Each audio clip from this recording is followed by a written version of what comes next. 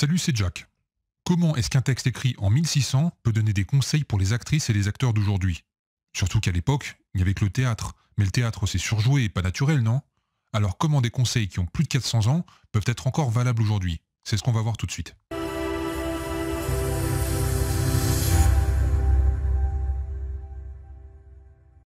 Abonne-toi à la chaîne tout de suite en cliquant sur le bouton s'abonner juste en dessous. Et si tu veux devenir actrice ou acteur, je te conseille d'aller sur le lien sous la vidéo pour recevoir des conseils encore plus pointus directement dans ta boîte mail. Quand on parle de jeu naturel, on fait souvent référence à l'acteur studio ou à Stanislavski pour ceux qui connaissent. On pense aussi aux acteurs à Hollywood, aux Oscars ou aux Césars en France. Bref, on pense à des trucs actuels. Et on a tendance à se dire que ce qui a quelques années est moins bon, qu'aujourd'hui c'est mieux qu'avant. Mais est-ce que c'est vraiment le cas? Est-ce que c'est vraiment une découverte récente? Quand je parle de théâtre de jeunes actrices ou de jeunes acteurs, beaucoup ont le réflexe de penser qu'au théâtre, on joue pas naturellement. On doit parler fort, on doit très bien articuler. Certains pensent même qu'on doit surjouer. Tiens, mets sur pause et dis-moi dans les commentaires une pièce de théâtre que tu as adorée, et dis-moi aussi ce qui t'a plu dans cette pièce. Ça, c'est l'image qu'ont certains quand on leur parle de théâtre. En 1936, Stanislavski a publié La formation de l'acteur, qui a été la base pour beaucoup de professeurs aux États-Unis, puis qui a donné naissance à l'Actor Studio et d'autres écoles encore. Mais est-ce qu'avant ça, ça veut dire qu'on demandait aux acteurs d'en faire des caisses, de surjouer? Autour de 1600, un certain William Shakespeare a écrit Hamlet. Dans cette pièce, à l'acte 3, scène 2, Hamlet parle avec des comédiens et leur donne des conseils de jeu. Bon, je vais la faire courte, je vais pas te lire toute la scène, donc j'ai fait quelques coupes dans le texte, mais tu vas voir 2 ou 3 passages qui sont très parlants. Et puis si tu veux voir le texte complet, je vais te mettre un lien dans la description. Dites, je vous prie, cette tirade comme je l'ai prononcée devant vous, d'une voix naturelle. Mais si vous la braillez comme le font certains de nos acteurs, j'aimerais autant faire dire mes vers par le crieur de la ville. Ne sciez pas trop l'air ainsi avec votre bras, mais usez de tout sobrement. Car au milieu même du torrent, de la tempête, et je pourrais dire du tourbillon de la passion, vous devez avoir et conserver assez de modération pour pouvoir la calmer. Voilà. Là, en gros, il nous dit qu'il ne faut pas en faire des caisses. Il n'est pas nécessaire de faire des grands gestes ou de déclamer son texte, c'est-à-dire de crier. Et il faut savoir se contrôler et rester sobre.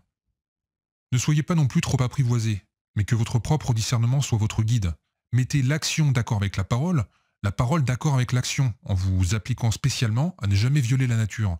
Car toute exagération s'écarte du but du théâtre, qui dès l'origine, comme aujourd'hui, a eu et a encore pour objet d'être le miroir de la nature. Ici, il nous dit qu'il ne faut pas non plus être trop carré et trop lisse. Il faut que ton texte soit en accord avec tes gestes et ton comportement sur scène. Il faut faire attention à ne pas surjouer car le but du théâtre est d'agir comme un miroir de la nature.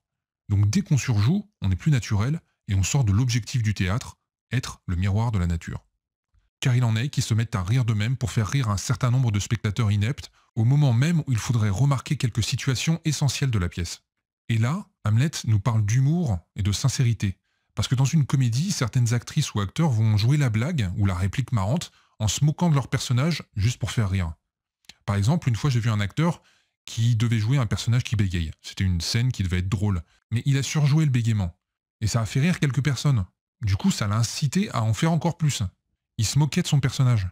Alors qu'en étant actrice ou acteur, ton but, c'est de défendre ton personnage, pas de te moquer de lui. Et pour ça, tu dois viser la sincérité. Mais bon, quand on débute et qu'on est sur scène, le fait d'entendre le public rire, ça peut donner des ailes. Et tu pourrais être tenté d'en rajouter encore plus. Alors qu'en fait, c'est l'inverse. C'est en étant sincère que les spectateurs riront plus, mais ressentiront également d'autres émotions, comme la compassion par exemple. Donc tu vois, ce texte a été écrit aux alentours de 1600 et pourtant il donne des conseils très pertinents aux acteurs. Faire du théâtre, c'est un exercice difficile. Pour avoir un bon résultat, ça demande beaucoup de travail, de recherche et d'analyse. Mais une fois que tu as pris l'habitude de travailler ce genre de texte, tu verras que tout te semblera plus simple. Si tu fais partie de ceux qui pensent que le jeu théâtral est forcément mauvais, c'est parce que t'as pas vu les bonnes pièces de théâtre avec les bons acteurs. Parce que tu vois, déjà en 1600, Shakespeare disait l'inverse. C'était il y a plus de 400 ans et il nous parlait déjà de sincérité naturelle dans le jeu. Donc dès que t'as l'occasion, va voir un vrai bon spectacle de théâtre. Essaye d'en trouver un qui pourrait te plaire. Et puis si tu penses que ça va pas te plaire, dans un premier temps, tu peux aller voir des comédies, des spectacles marrants et plus faciles à regarder. Mais tu verras qu'une pièce bien mise en scène, avec de bons acteurs, c'est vraiment top. Voilà, c'est la fin de cette vidéo. Si t'en veux d'autres, n'hésite pas à mettre un like. Et moi, je te dis à très bientôt.